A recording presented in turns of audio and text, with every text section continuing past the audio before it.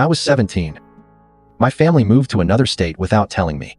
They left only a note saying, "You'll figure it out." 12 years later, when I finally managed to make it through life without them, they decided to reappear, wanting to reconnect. That day I came home to find everything empty. There was only one note on the kitchen counter. It was the cruelest thing I've ever read. It simply said, "You'll figure it out."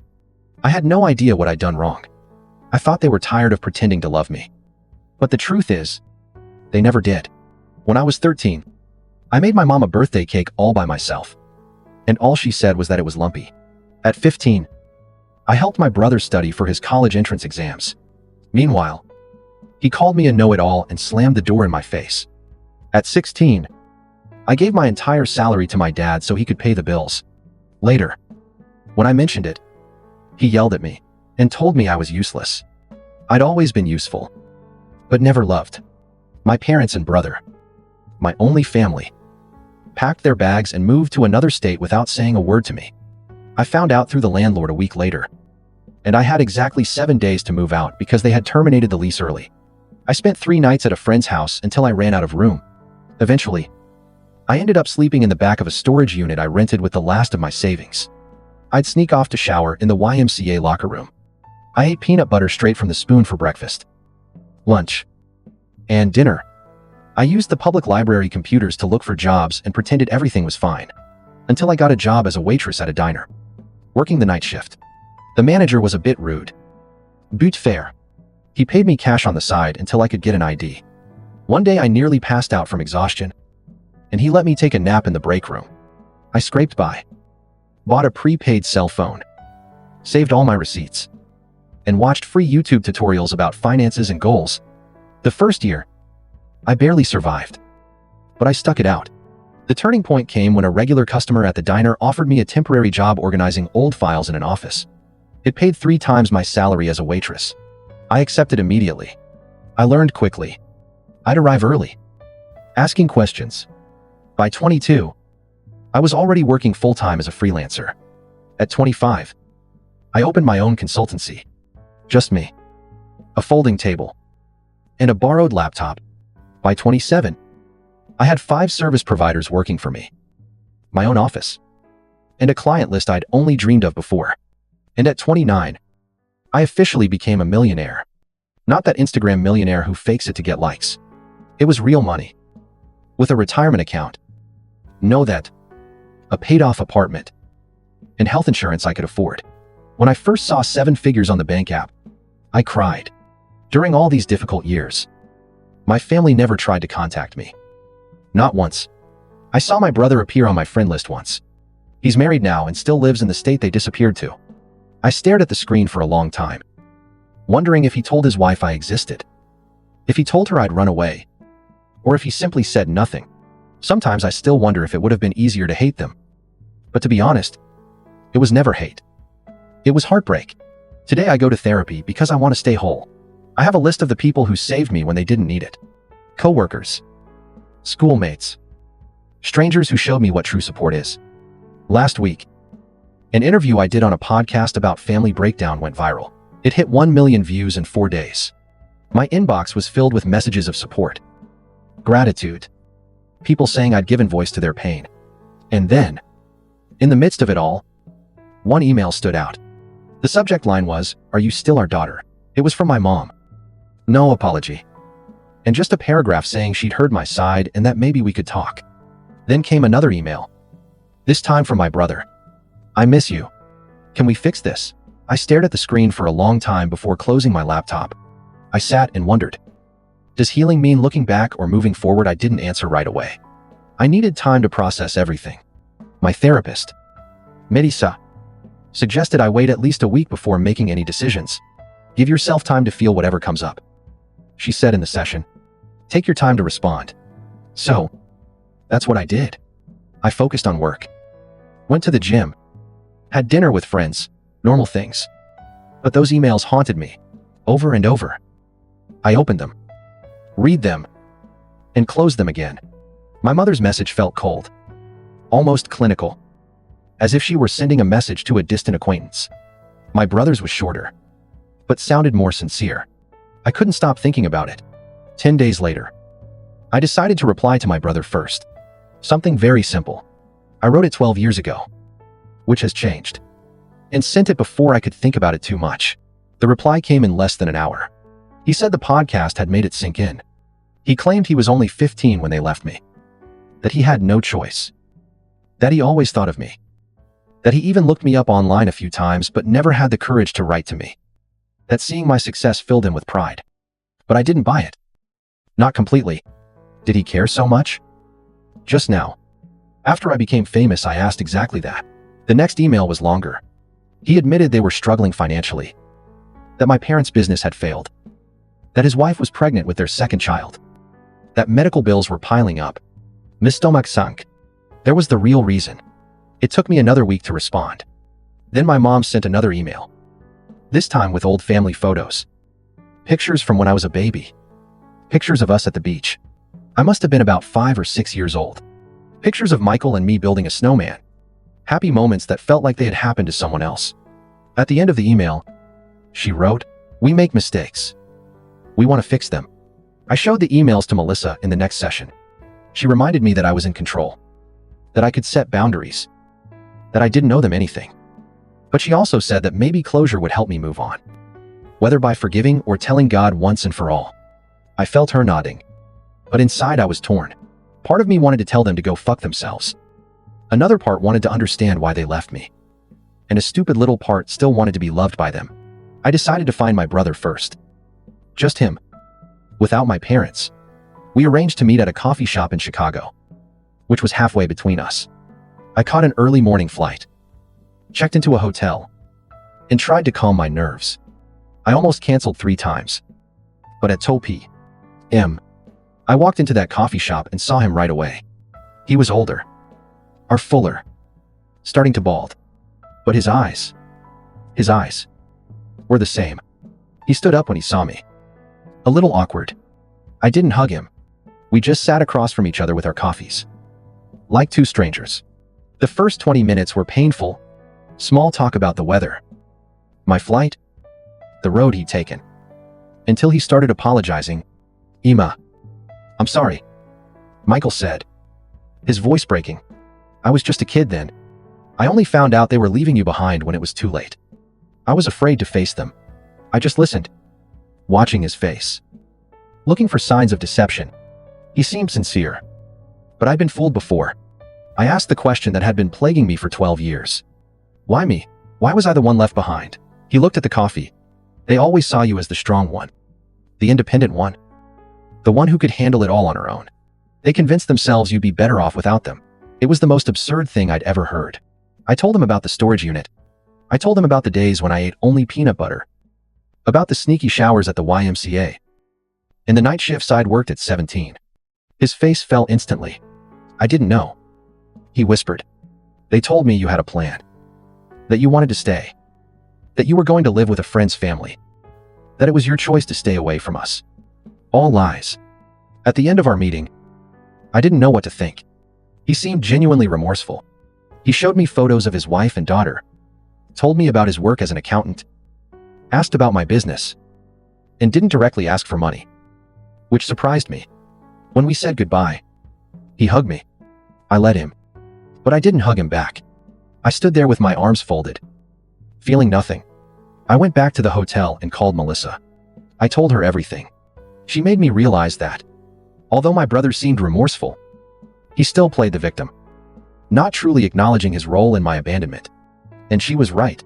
He was 15, not 5, old enough to pick up a phone, send an email, or at least check on me at some point in those 12 years. That night, my mom called. He hadn't given her my number, so it had to be Michael. I almost didn't answer, but curiosity got the better of me. Her voice was older, raspy. She cried as soon as I said, "Hello." She started saying how proud she was of me, that she always knew I'd make it, that I was special. I let her talk until she was exhausted. Then I asked the same question I'd asked my brother. "Why me?" Her answer was different. "We were in debt. Ima, we couldn't support 3 people. We knew you were smart enough to fend for yourself. We figured you'd seek out foster care and be taken in by a better family. We thought we were doing you a favor. I hung up immediately, blocked her number, threw the phone across the room, and screamed into my pillow. The next day, I received an email from my father, the first contact in 12 years. And guess what? No apology. Instead, he wrote about how difficult their lives had been. He talked about the medical bills, the failed businesses, the surgery Michael's wife needed, the risk of eviction they were facing. And at the very end of the email came the request. It asked if I could help the family. New questions about my life. No acknowledgement of what they did to me. I forwarded the email to Melissa with the subject line. And there it is. She called me right away. Even though it was Sunday, we spent an hour talking about boundaries. The difference between forgiveness and reconciliation. What it means to help and what it means to feed dependency. And, most importantly, about what I truly wanted. Not what I thought I should want. On Monday morning, I made my decision. I emailed Michael saying I was glad we'd met, that I understood he was in a difficult position at the time, and that I was willing to have a relationship with him and his family. But with very clear rules: no money, no loans, no financial support of any kind, and no relationship with our parents until they took over, fully responsible for what they did. His response came immediately and said a lot about him. I'm very disappointed. Emma, he wrote, our parents need help. Families need to support each other. You're being selfish with your success. All the guilt triggers they'd planted in me as a child were activated simultaneously. But I didn't respond. Instead, I scheduled another session with Melissa and booked a trip to Bale. I needed space to process everything. 3 days later, Michael called and left a voicemail, apologizing for the email, saying he understood my position, that he still wanted to maintain a relationship on my terms, and that he would respect my boundaries. I listened to the message twice, trying to decide if he was sincere or just changing strategy. I decided to give it another chance, but with reservations. I went to Bale anyway. I spent 2 weeks on the beach, walking through the rice paddies, meditating. I needed that distance. When I returned, I had 6 emails from my father, each more desperate than the last. I didn't even get past the subject lines. There was also a message from Michael asking if we could talk again. I accepted a call. That was it. The conversation started off calmly. He apologized again for pressuring me. I've been thinking a lot about what you told me, he said. I started therapy too, and I believe that part. He sounded different, less defensive. We talked about his kids, my work, normal things. Then he mentioned that our parents were visiting him on the weekend and asked if I'd be willing to meet them for just an hour in a public place. My chest tightened. I'm not ready for this, Michael. He insisted a little, but backed off when I remained silent. After I hung up, I called Melissa. We had an emergency session that night. She helped me understand that my fear of seeing them wasn't out of hatred.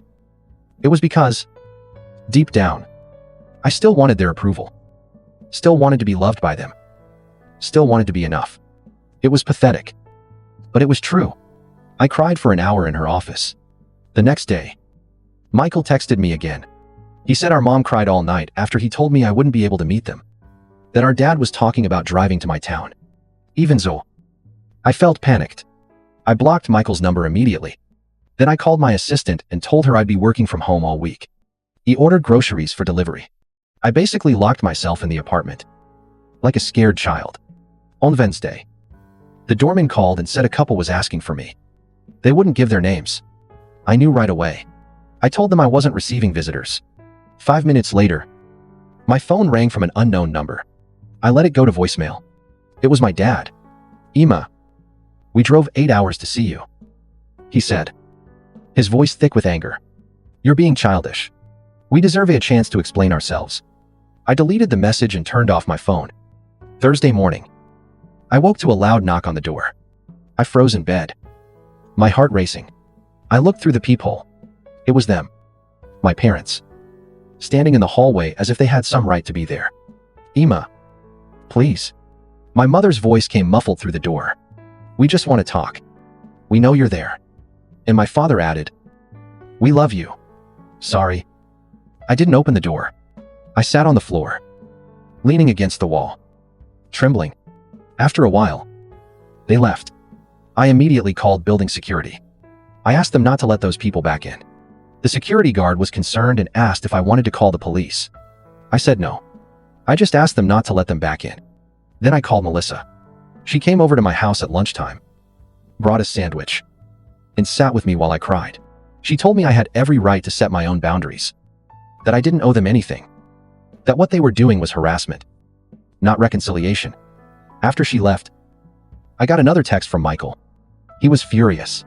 He told me I'd humiliated our parents, that they were staying in a cheap motel, that they couldn't afford it just to try to see me, that his wife needed surgery the following month, and that they expected me to help. He said I was being cruel. I didn't respond. On Friday morning, I decided I needed to get out of town for a while. I booked a flight to visit my friend Rachel in Portland. She was one of the few people who helped me when I had nowhere to stay. She let me sleep on her couch for a week when the whole world seemed to have turned its back on me. I trusted her blindly. I was throwing clothes into my suitcase when my cell phone rang. Unknown number again. I ignored it. 10 minutes later, the doorman called me. He said there was a woman downstairs feeling ill. She seemed to be having a health crisis. He said she was asking for my name, claiming to be my mother. It made me sick to my stomach. I asked him to call an ambulance if necessary, but I told him I wouldn't be coming down. It looked uncomfortable, but agreed. I finished packing and came down an hour later. I looked carefully before entering the lobby. I saw no sign of them. I felt enormous relief, but also a strange guilt. The doorman gave me a strange look as I passed. He said the ambulance had arrived, that the woman was having chest pains, and that they'd taken her to Memorial Hospital. I nodded and ran to the Uber waiting for me. At the airport, I received another call from Michael. I almost didn't answer, but something made me do it. Mom had a heart attack. He was crying. She's in the operating room. This is your fault for stressing her out. I hung up on him. I called Melissa.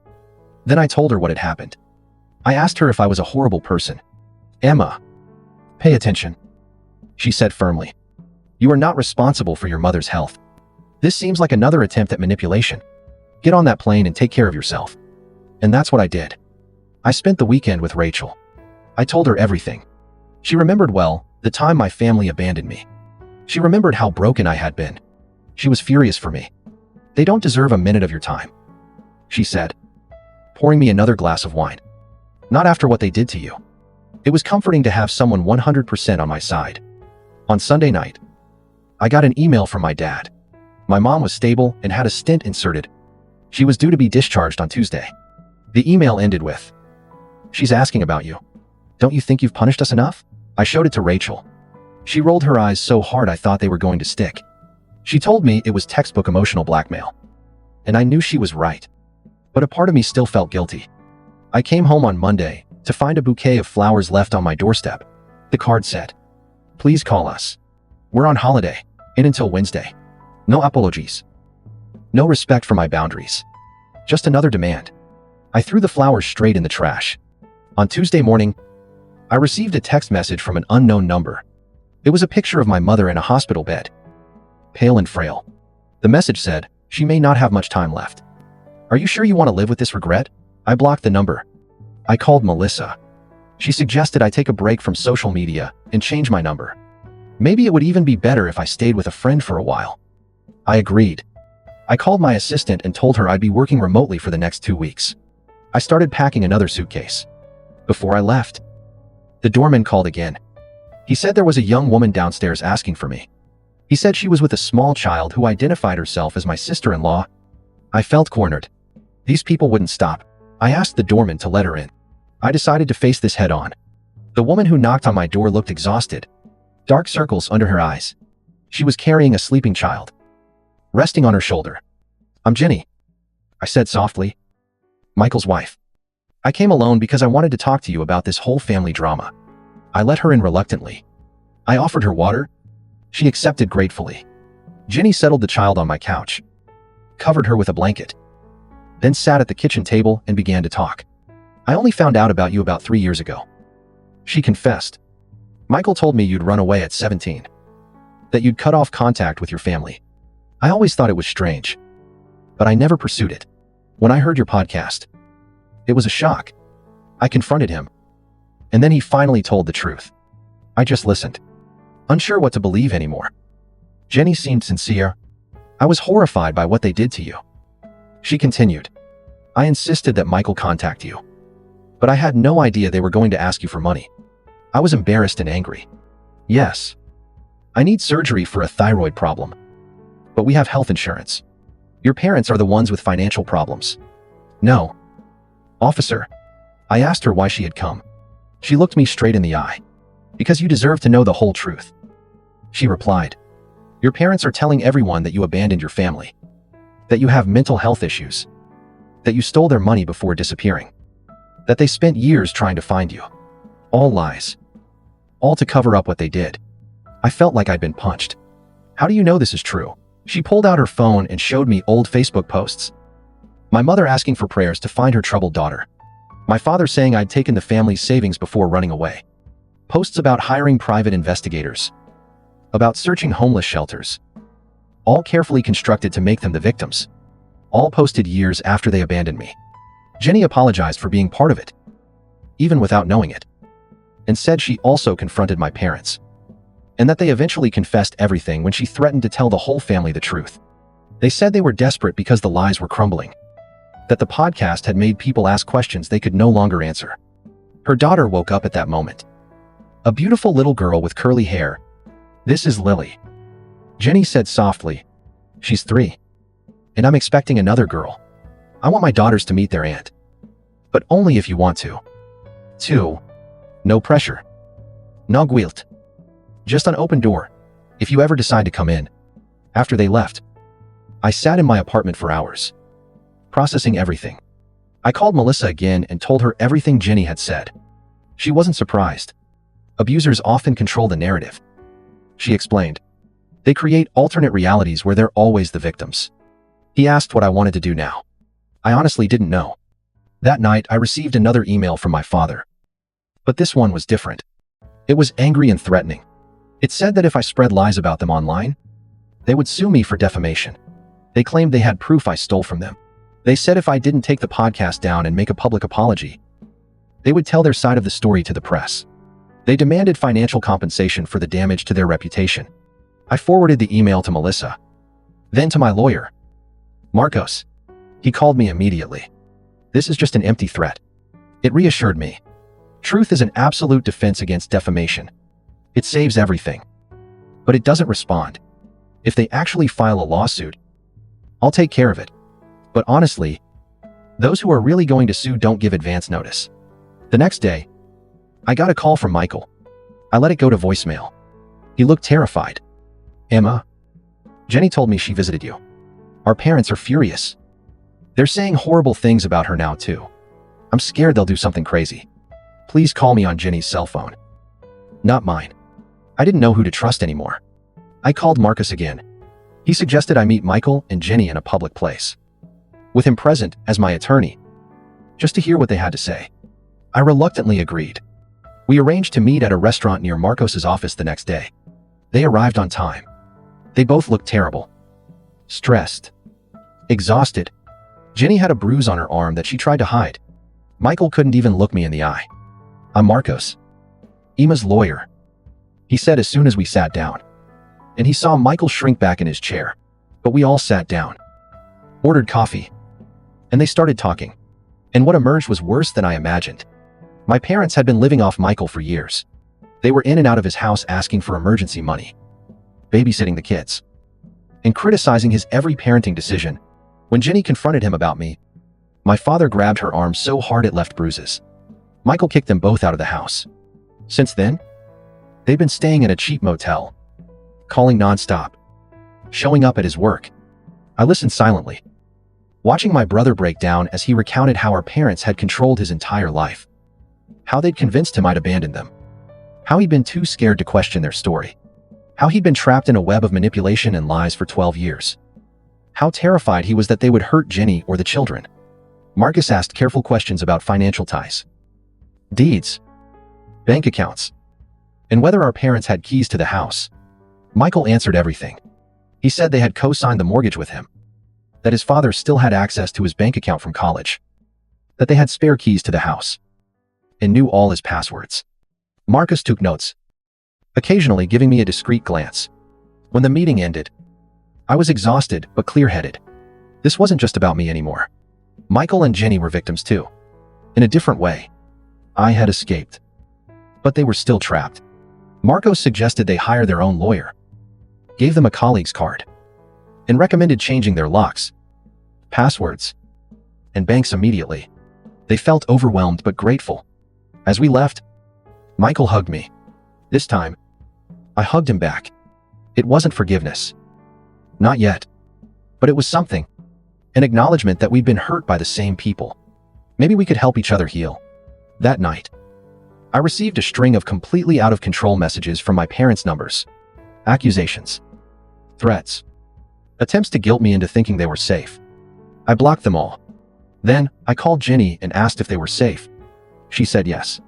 They'd changed the locks. They'd spent the previous night at a friend's house. They were seeking a restraining order. I was relieved, but still worried. The next morning, I woke up to my cell phone ringing. It was Jenny. Panicking. They'd broken into our house. She was crying. They took Lily's baby photos. Important. Document. Michael's laptop. And left a note. Family matters should stay in the family. I asked her to call the police immediately. I said I'd meet them there. I called Marcos on the way. When I arrived, a police car was parked in front of their house. A police officer was taking statements in the living room. The house was in disarray. Drawers were ransacked. Papers scattered. Michael sat on the couch with his hands on his face. Jenny showed the officer everything that was missing. I introduced myself as part of the family there to help. The officer seemed skeptical about the idea of grandparents breaking into their children's homes. Are you sure they didn't use a key? Maybe there was a misunderstanding. Jenny showed him her injured arm. She told him about the aggressive behavior, the threats, and how they were being persecuted. He took notes, but still didn't seem to take it seriously. He said that without concrete evidence, it would be difficult to prove who did it. After the police left, we helped clean up the mess together. We discovered more missing items. Photo albums. Financial documents. The spare car key. Michael was devastated. It's my fault, he said. I should have protected my family better. I should have stood up to them years ago. I should have reached out to you more diligently. I didn't argue, but I also didn't put any more pressure on him. We were past that point. Marcos arrived just as we were almost finished. He looked around. Seriously, he said this changed everything.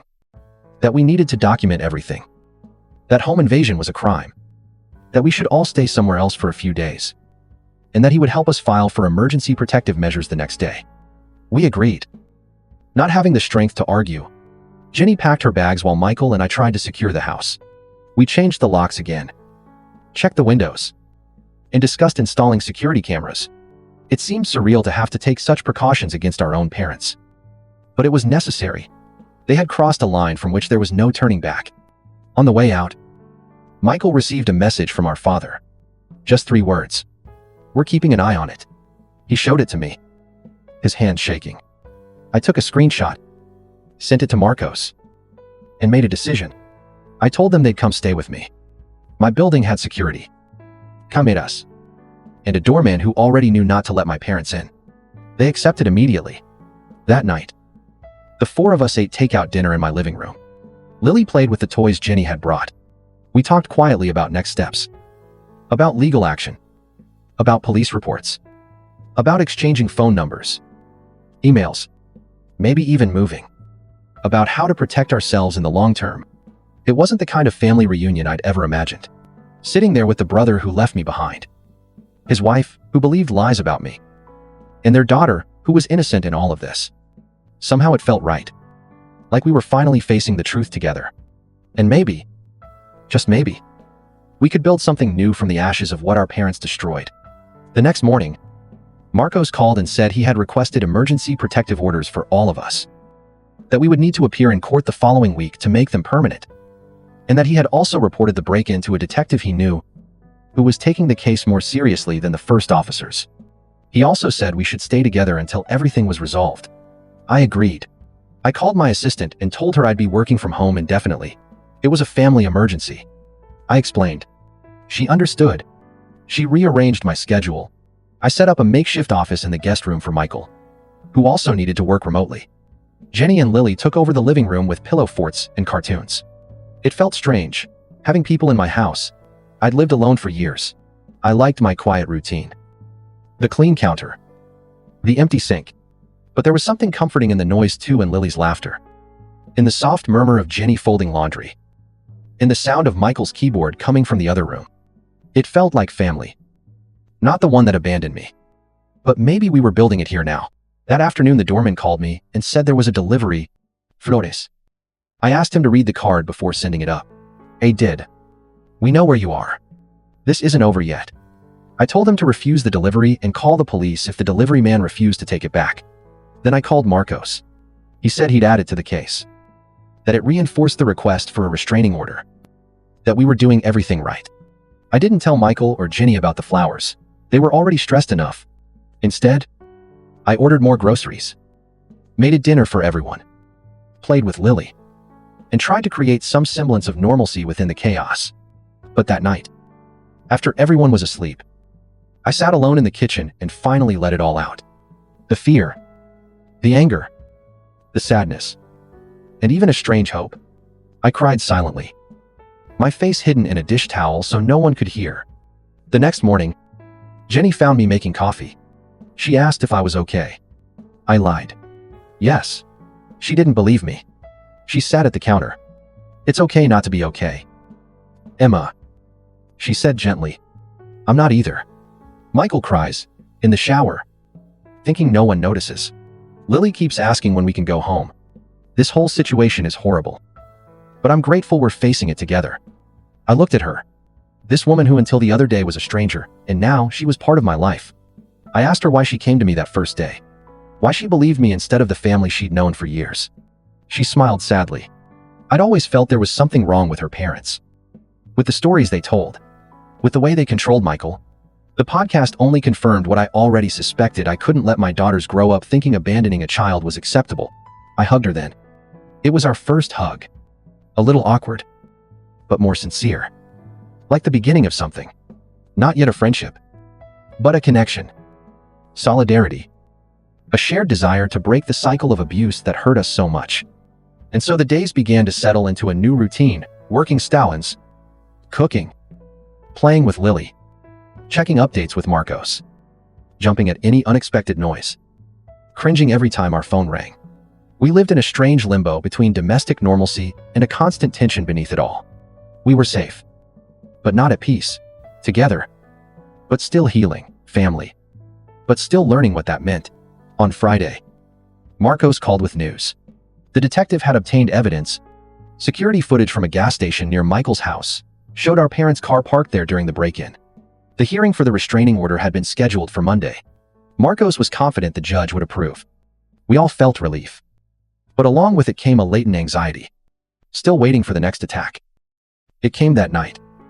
A rock thrown through Michael's car window in the building's parking garage. No note was needed this time. The message was clear. The security camera showed a man wearing a cap, his face carefully turned away from the camera. There was no proof it was our father. But we knew. We filed another police report. We added it to the case file. We tried to hide Lily's fear. On Sunday night, we gathered to devise a plan for court. Appropriate clothing. What to say, what evidence to bring, how to explain our family history without sounding crazy, how to convince the judge of the pattern of aggression, how to protect ourselves legally, emotionally, physically. It was surreal to talk about our parents that way.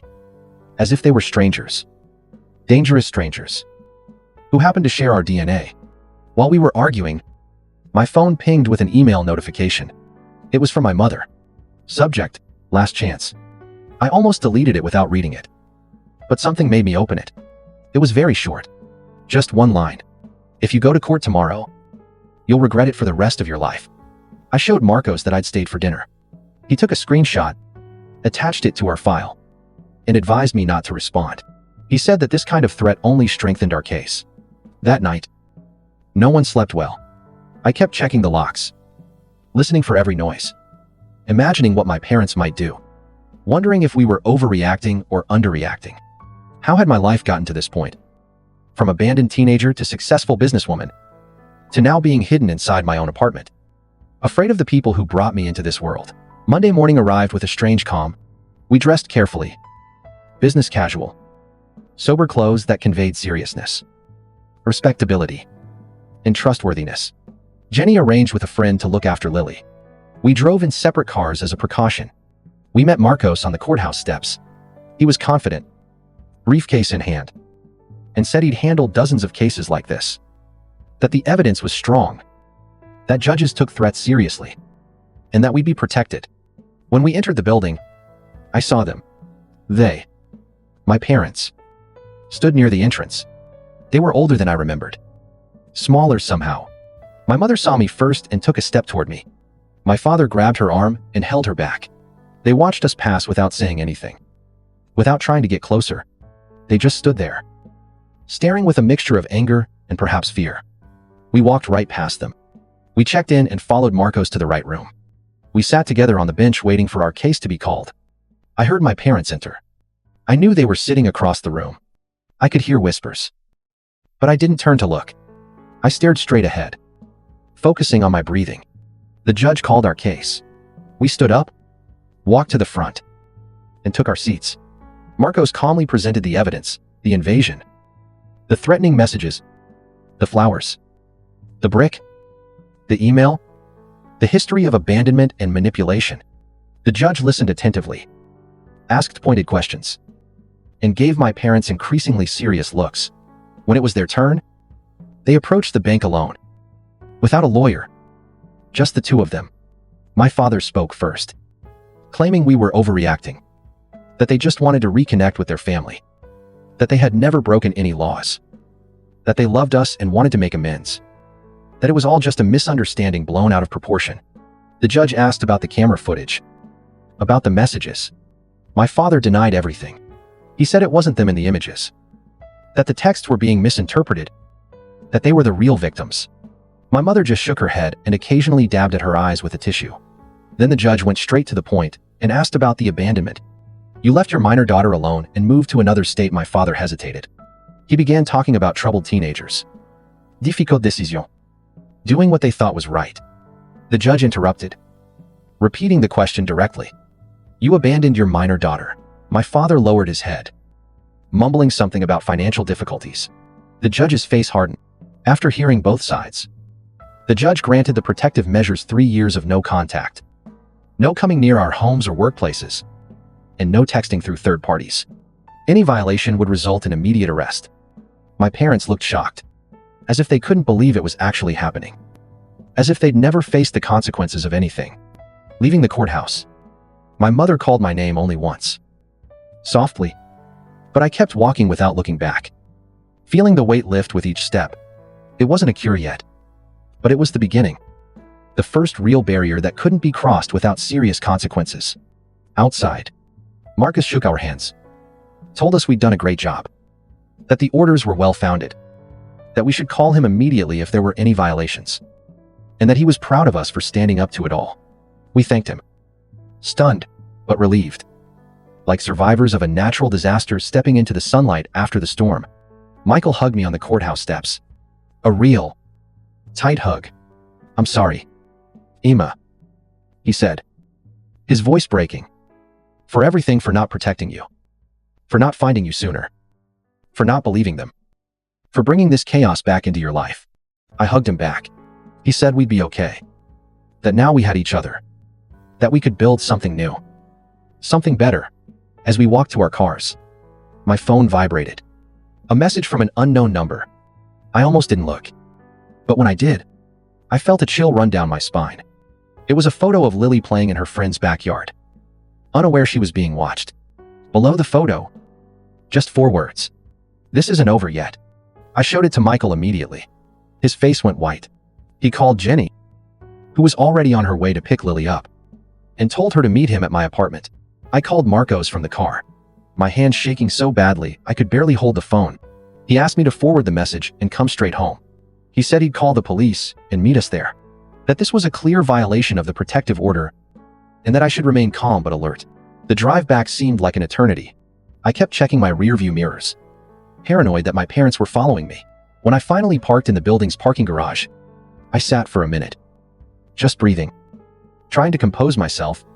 Before facing Michael and Jenny, they needed me to be strong now. I found them both in my apartment. Jenny was holding Lily as if she were afraid she'd disappear. The little girl's face was frightened. Michael paced back and forth, running his hands through his hair nervously. I showed him the message. Jenny started crying. She said they were watching her daughter. She said she'd never forgive herself if anything happened to Lily. Michael hugged them both with a determined expression I'd never seen on him. Marcos arrived 20 minutes later with 2 police officers. They took our statements, analyzed the message, made a few calls, and said they would send a patrol car to Lily's friend's house, that they would try to trace the number, and that they would increase surveillance around the building. They did everything right. But you could tell they still didn't fully understand how dangerous our parents were, how out of control they were, and how desperate they were. After the police left, we sat in the living room trying to decide our next steps. Jenny suggested hiding out in a hotel under false names. Michael thought it best to go to his cousin's house in another state. I just sat there, growing more and more irritated. This was absurd. We did everything right. We followed every step of the law, got the restraining orders, and they were still terrorizing us. They were still trying to control our lives through fear. I stood up suddenly. I'm tired of running. I said, I'm tired of hiding. I'm tired of letting them decide how I live my life. They've already stolen my childhood. I'm not going to give up my adult life too. Michael looked at me like I'd lost my mind. And what do you intend to do? I honestly didn't know yet. But I knew I couldn't go on like this any longer. That night, we took turns keeping watch while the others slept. I took the first shift, sitting by the living room window, lights off, watching the street below. Around Swaya M, I saw a familiar car. My dad's old Buick. It circled the block 3 times before parking across the street. I took pictures with my phone, then woke Michael up. We watched together as our father sat there in the car, just observing the building, without approaching. Technically, he wasn't violating the restraining order, just making it clear he was there, watching, waiting. In the morning, I sent the photos to Marcos. He said it was concerning, but didn't constitute a violation of the restraining order, since my father stayed inside the car, away from the building, and instructed me to continue documenting everything. I said I'd talk to the detective again. I hung up feeling frustrated. The legal system had its limits. Protective orders were just pieces of paper. They don't stop someone truly determined to harm you. Jenny and Michael decided to take Lily to a hotel for a few days, a place with interior corridors and heightened security. I helped them pack, hugged them both goodbye, and promised to text them every few hours. When they left, I sat in my empty apartment and felt strangely peaceful, as if I'd reached a decision point, as if I knew I couldn't live in this limbo anymore. I called Melissa, told her everything, and asked her what she thought I should do. She was silent for a moment, then asked me a question that hit me hard. What do you really want from your parents? Not what I didn't want, not what I feared, but what I actually wanted. And I realized I'd never thought of it that way. After we hung up, I made a list. What did I want? 1. To live without fear. 2. To have a relationship with my brother and his family. 3. To stop feeling responsible for my parents' actions. 4. To free myself from the past. Nowhere on that list was reconciliation, forgiveness, or understanding why they did what they did. I just wanted to be free of them. That afternoon, I did something that seemed crazy. I emailed my parents. Just a quick message. I know you're watching my building. I know you won't stop. So, let's talk one last time. Tomorrow at noon. At the coffee shop on 8th Street. Just me. No police. No lawyer. After that, you leave us all alone forever. I hit send before I could change my mind. I didn't tell Michael, Jenny, Marcos, or Melissa. This was something I needed to do alone. For myself. I wasn't naive enough to think my parents would suddenly become reasonable people. But I needed to face them on my own terms. Say what needed to be said. End this cycle once and for all. My father responded within minutes. We'll just be there. No threats. No emotional blackmail. Just confirmation. I spent the rest of the day preparing myself. Not physically, but mentally. Thinking about what I wanted to say. What they needed to hear. The boundaries I needed to make clear. I slept surprisingly well that night, as if making that decision had lifted a weight off my shoulders. The next morning, I dressed carefully, not to impress them, just to feel strong and confident. I took an Uber to the coffee shop. I arrived 15 minutes early.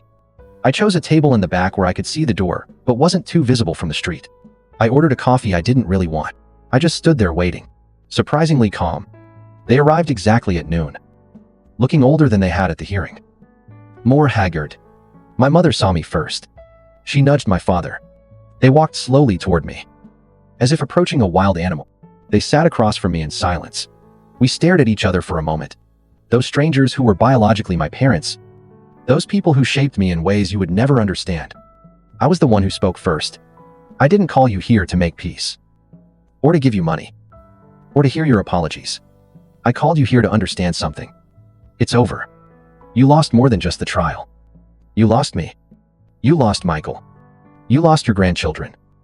You lost any chance of being a part of our lives. And if you don't accept this, if you continue to stalk us, threaten us, force your way back in, I will destroy you. My father tried to interrupt me. I raised my hand, didn't finish, grabbed my phone, and showed him the screenshots, the threatening messages, Lily's photo, the emails. I've already sent copies of this to everyone in your lives. Brothers, church, neighbors, former colleagues. Acquaintances. Not yet. But I will.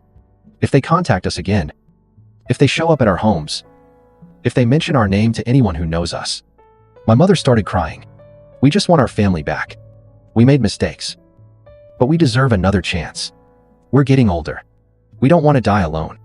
I looked at her for a long time. You should have thought of that before abandoning your 17-year-old daughter. Before lying to everyone about what you did. Before breaking into Michael's house. Before threatening your own granddaughter. My father was furious. You're ungrateful. You've always been difficult. You turned your brother against us. You owe us for raising you. I laughed. Do you really think you deserve gratitude for doing the bare minimum as a father for 17 years and then abandoning me completely? Do you think your upbringing was so incredible that I should be grateful for it? He didn't know what to say. He blushed. Silent. My mother continued to cry.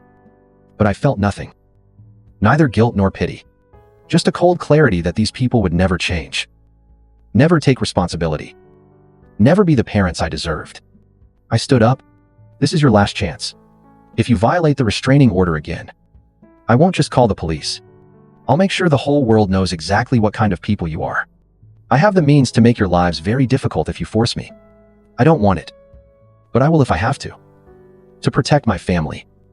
My real family. Michael. Jenny. Lily.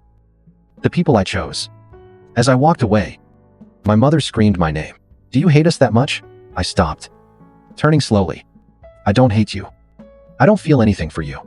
You're strangers to me now. And that's your loss. Not mine. I left that coffee shop feeling lighter than I had in years. I called Michael while still on the sidewalk and told him everything. At first, he was irritated that I'd met him alone, then worried about possible retaliation. But most of all, he seemed relieved that someone had finally confronted them face to face. I said I wished I'd had that courage years ago. I went back to my apartment, packed my bags, and decided to join Michael and his family at the hotel for a few days. Just in case. When I arrived, Lily ran and hugged me. Auntie M. She screamed for the first time. I almost cried. Jenny hugged me too. She told me she was proud of me, that she hoped I could find peace now. Michael just squeezed my shoulder. He didn't have to say anything. We spent the next few days in a strange limbo, waiting for my parents' next move, checking our phones constantly, startled by every sound, but nothing happened. No calls. Nah, messages. No emails. No sightings of their car. Just silence. After a week, Michael and Jenny decided to move back home. They changed the locks again, installed security cameras, and started thinking about selling the house and looking for a place closer to home. I also moved back to my apartment, back to work, but back to something resembling a normal life. 2 weeks passed, then a month, and still no word from my parents. Marcos continued to monitor everything closely. He said the detective had confirmed my parents had returned to their former state, that the protective measures were still in effect, and that it was important to remain vigilant, but that we should also try to move on with our lives. And little by little, that's what we did. Michael got a new job in my town. Jenny enrolled Lily in preschool. They bought a house 20 minutes from my apartment. We started having dinner together. Every Sunday. We started building new traditions. New memories. A new kind of family based on choice. Not obligation. I thought I would feel something toward my parents' sadness. Guilt. Anger. But deep down, what I felt was relief. As if I'd finally let go of a weight I'd carried since I was 17. As if I could now look forward instead of living trapped in the past. 6 months after the coffee shop encounter, I received a letter Marcos had forwarded to keep my address confidential. It was from my mother. And I almost didn't open it. I considered throwing it away without reading it. But curiosity got the better of me. The letter was short. Just a few paragraphs. No empty apologies this time. No demands. Just an acknowledgement that they had hurt me deeply. That they had failed as parents. That they understood why I wanted no more contact. That they were in therapy. That they would respect the court orders. That maybe one day I would be willing to hear a real apology. But that they would understand if that day never came. I showed it to Michael. He had received a similar one. We talked about it at dinner that night. If she was sincere, if she would change anything, if we would ever be able to trust them again. We didn't reach any conclusions. We just agreed to take it one day at a time. Prioritize our healing. Protect the family we were building. I put the letter in my desk drawer. Not because I'm ready to forgive, nor because I want reconciliation, but because it represents something important. My parents finally recognizing my right to set boundaries. My right to choose who enters my life and who doesn't. My right to define family on my own terms. Last week, Lily turned 4. Michael and Jenny invited me to help with the party. We set up my apartment with balloons everywhere. A cake ordered from a fancy bakery. And gifts piled high on the coffee table. Lily ran around, dressed as a princess. Laughing. Jenny took pictures. Michael grilled burgers on my counter. Friends passing by all day. So much joy. So much life. At one point, I went into the kitchen just to have a moment alone. I watched through the doorway. Michael twirled Lily in the air. Jenny laughed at some joke. In my apartment, which had been so quiet and empty before, was now full of life and love. I thought about that note on the kitchen counter 12 years ago. You'll figure it out. And I did. Not in the way they imagined. But I discovered what family is. What true love is. And what I always deserved. I'm not saying everything is perfect today. I still struggle with trust. I still go to therapy every week. I still have nightmares about abandonment. I still get scared when the doorbell rings without warning. But I'm healing. We're all rebuilding something new from the broken pieces of the past. Something stronger. Something chosen. Something real. Sometimes people ask me if I'll ever reconcile with my parents. If I'll let them meet Lily. If I'll ever forgive what they did. I don't have those answers yet. Maybe someday. Maybe never. But what I do know is this. I am no longer defined by what was done to me. I am defined by what I built afterward. By the person I chose to be. By the family I chose to create. And that alone is enough. Her story. 2 Amperes week before my wedding, my family told me that my sister was pregnant with my fiancé's pregnancy and they asked me to disappear from their lives. A few weeks ago, everything was perfect. After 2 years of engagement, my fiancé and I were ready to take the next step. The wedding was a week away, the last details were ready, and I was excited. Although stressed like any bride, I can't lie. I always dreamed of this day. I am the older of 2 sisters, and my mom used to joke that I would be the first to get married because I was always the organized one, and that's how it seemed that would be my fiancé, and I had been together for 5 years. He was always charming, attentive, and according to me, completely in love with me. My family also adored him, especially my younger sister Clara, who seemed to see him as an older brother. Clara and I always had a close relationship despite our differences. She is 3 years younger, and she was always the more outgoing and charismatic of the 2 of us. I, on the other hand, am calmer, more of a follower of the rules. I think that's why, in part, I never saw coming what was about to happen. It all started last weekend. When my mom asked me to stop by her house, it wasn't weird because they usually invite me to eat on Sundays. The strange thing was that this time my dad was also there, Clara and my fiancé. I remember thinking maybe they wanted to give us a special gift for the wedding. God, how naive I was. When I arrived, the atmosphere felt weird. Nobody was smiling. My mom avoided looking me in the eyes, and Clara was quiet, which was not typical of her. As soon as I sat down, my mother sighed and she started talking and told me that what she was going to tell me was for my own good. That I had to be strong and understand that things sometimes don't go as expected. At that moment, I thought that maybe something had happened to a family member or that there would be some financial problem with the wedding. but I was never even remotely prepared for what I heard. With a calmness that still gives me chills. My mom told me Clara is pregnant and the baby is your fiancé's. For a second, I thought it was a joke. I even let out a nervous laugh and looked at Clara, hoping that he said something like it's a bad joke, but he didn't. Instead, he started crying. My fiancé stayed silent with his eyes fixed on the floor, and my mother, as if it were an intervention, continued talking as if she was on a damn TV show. We think that the best thing is that you cancel the wedding. The baby needs a stable family, and Clara and he have already made the decision to be together. You have to understand that this is the right thing for everyone. Don't even know how to describe what I felt in that moment. It was as if everything around me was blur. My heart was beating so hard. I felt like I was going to faint. All I could do was look at my mom and say, "How could you ask me this?" She just looked at me like I was the selfish one in this situation and said, "Why is it for the best we don't want you in our lives anymore, and can't you support them in this?" And that was it. There was no room for discussion, an explanation at all. My father barely lifted his head. My fiancé didn't say a word, and Clara didn't even look at me. I got up and left. No, I remember a lot more from that day, except that I got home, threw my engagement ring on the floor, and stayed crying on the couch for hours. Since then, I haven't spoken to any of my family. My mom has sent me a couple of messages saying that I should get over it, but I don't have the strength to respond. I feel like I lost everything in an instant.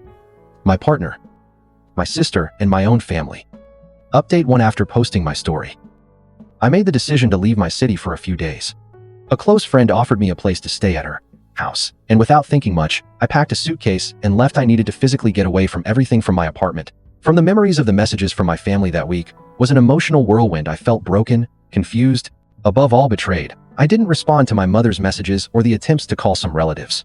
Yes, they tried to contact me, but not because they were worried about me. All the messages were to reason with me as if I were a capricious child who didn't understand what was at stake. "Clara, she's nervous about the pregnancy.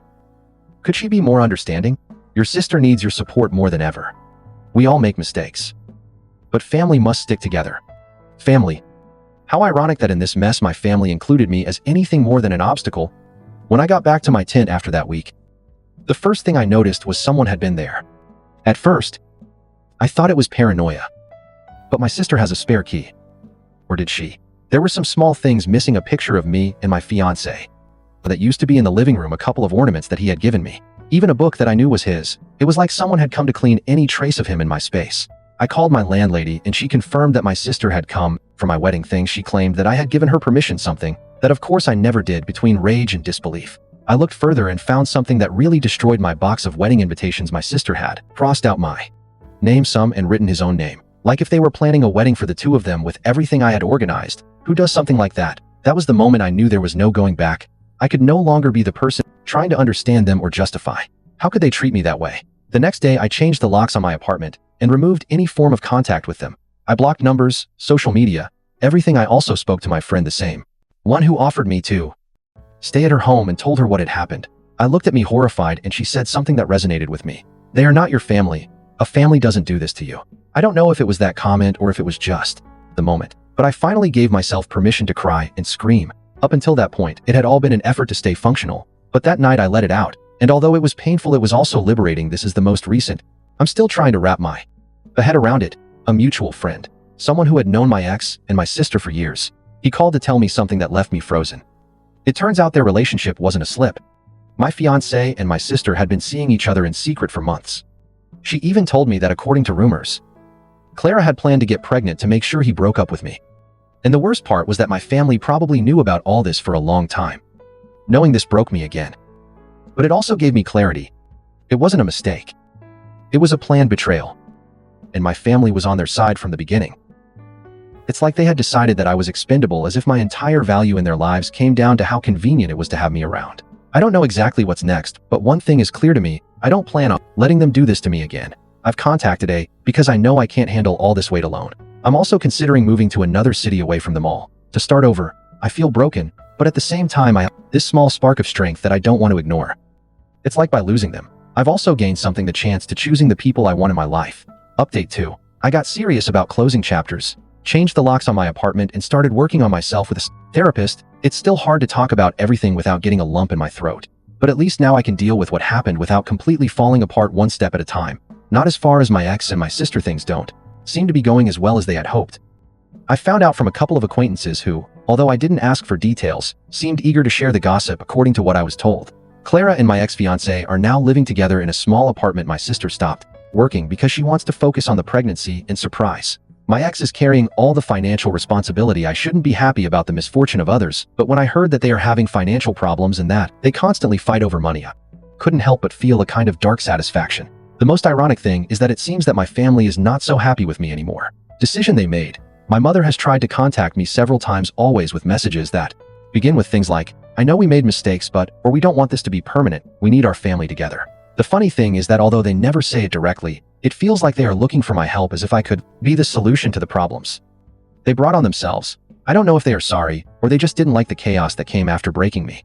A few days ago, a cousin who, she was always neutral in family problems, she called me to give me a warning.